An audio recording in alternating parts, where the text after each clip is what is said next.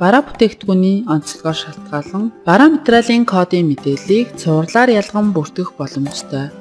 Бараа материалын бусад гэсэн хэсгээс бараа материалын кодын мэдээлэл цонхыг дуудана.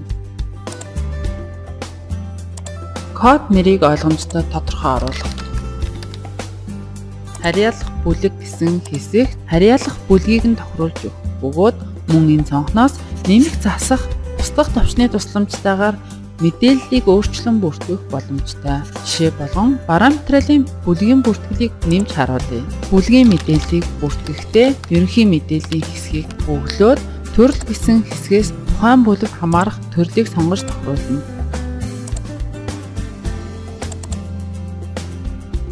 Өртөг бодолт гэсэн хэсэгт өртөг бодгаргаа сонгож тохируулах бөгөөд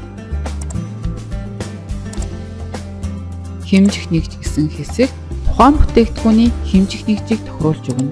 Үүний дараа ерөнхий мэдээллийн хэсгийн доор байрлах цувралаар ялгана гэсэн чекийг тэмдэглээд хадгална. Цувралаар ялгах тохиргоо бүхий бүтээгдэхүүн дээр жишээ болгон бараа материалын бусад орлого цонхон дээр бүртгэж харуулъя. Баримт бүртгэж байгаа огноогоо сонгож тохируулна.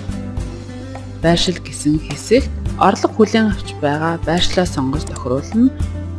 Бүлгээний утгыг ойлгомжтой тодорхой байдлаар оруулна. Харилцагч гэсэн хэсэгт бэлтгэн нийлүүлэгчийн нэрийг сонгож тохируулна.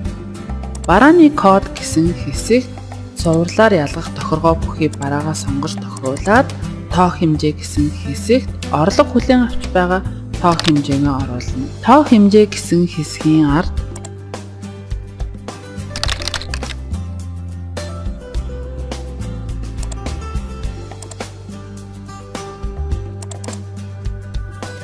тоо хэмжээг дарж жижиг цонхон дээр цувралын дугаар болон тухайн цувралын дугаарт харьяалах тоо хэмжээг тохируулж өгнө.